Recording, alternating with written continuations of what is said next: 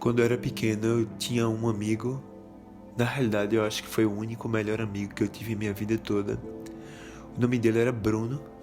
Nós costumávamos a fazer tudo juntos, estudávamos na mesma sala e quando largávamos, na grande maioria das vezes, íamos para minha casa.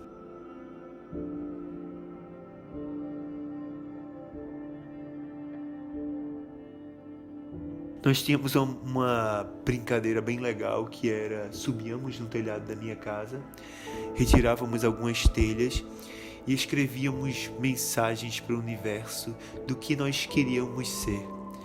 Normalmente eram príncipes, heróis, aventureiros tipo Indiana Jones e deixávamos lá. Acreditávamos que ela estava alguns metros acima, então seria mais fácil para o universo colaborar ao nosso favor. Um dia o pai de Bruno teve que ser transferido ao trabalho e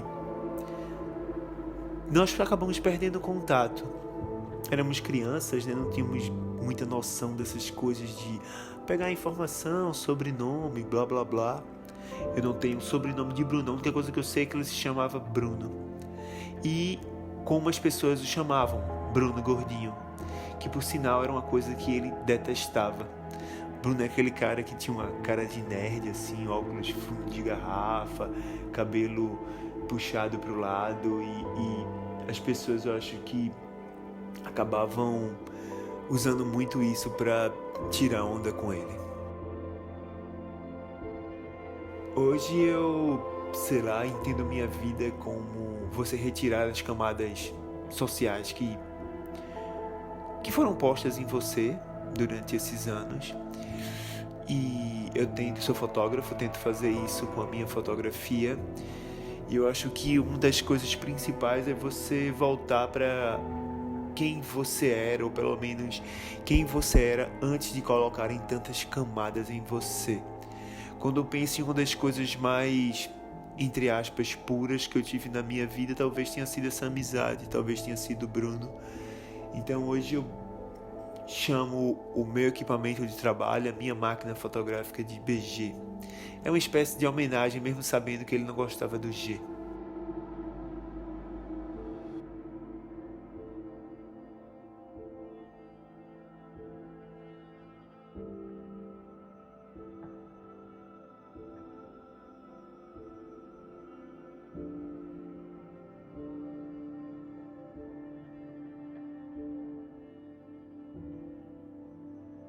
Minha relação com a minha irmã é a relação mais complicada que eu tenho na minha vida, porque ela parte de um lugar de falta e de ausência, sabe?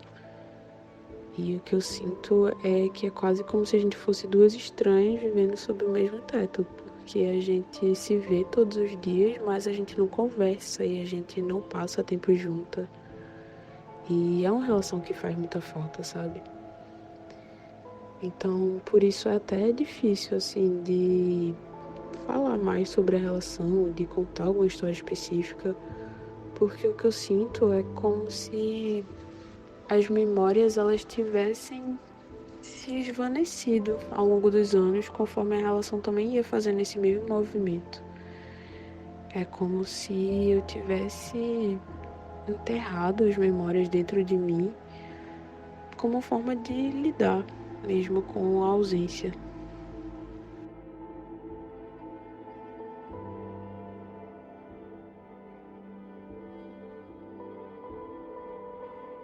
Tudo que eu consigo lembrar são coisas muito gerais assim da infância. A gente cresceu em aldeia, a gente teve uma infância muito massa junto e a gente gostava muito de brincar junto, né? A gente curtia muito subir em árvore, andar de bicicleta, brincar na lama. E eu acho que hoje em dia tudo que eu tenho são essas memórias da infância e elas ainda são bastante limitadas. E por isso que eu sinto que eu não tenho muito o que falar sobre essa relação, sabe?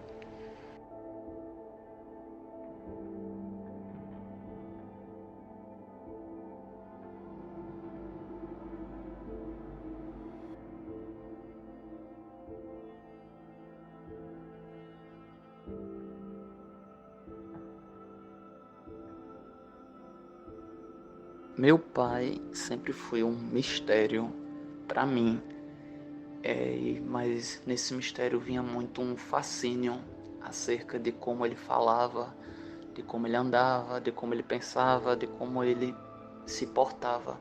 E eu notava isso de maneira bem evidente na relação dele com os irmãos, porque eles tinham um tipo de humor que para mim era uma nova língua. A maneira como eles se expressavam, a maneira como eles gargalhavam, eu não sabia, tipo, o que pensar. Eu ficava meio fascinado e eu percebi que eu comecei a rir dessas coisas que eu não entendia, da maneira como eles se gesticulavam. E eu tentei imitar essa perspectiva, eu tentei imitar a maneira como eles gargalhavam, a maneira como eles faziam piadas, sendo que nunca gerava o mesmo tipo de humor que eles geravam entre si. Isso foi muito desenvolvendo meu isolamento e meu senso de identidade, porque parecia o tempo todo que havia línguas e dimensões no mundo que eu simplesmente não conseguia atingir, que eu não conseguia adentrar via história. Até hoje eu penso bastante nisso, como determinadas pessoas, determinados grupos sociais, determinados modos de existência são verdadeiros mistérios para mim que eu só consigo ver de fora.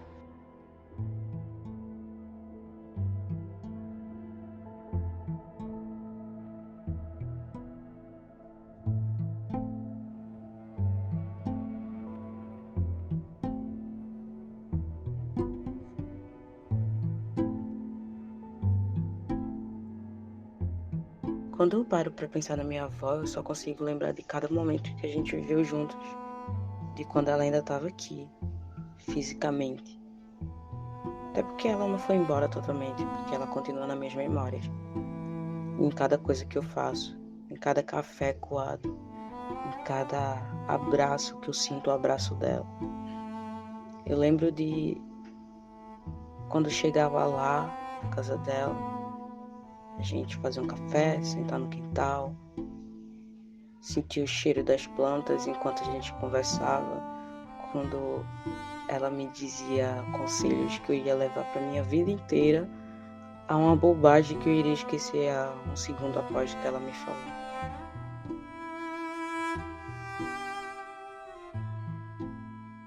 Eu lembro também de que quando a gente sentava para conversar,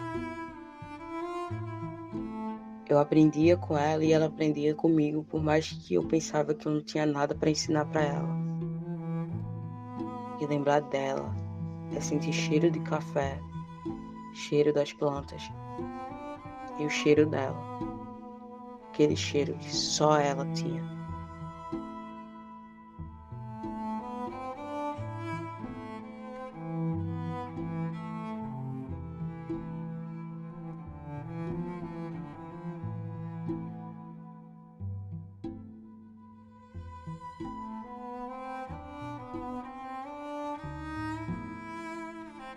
Eu não sei o que falar.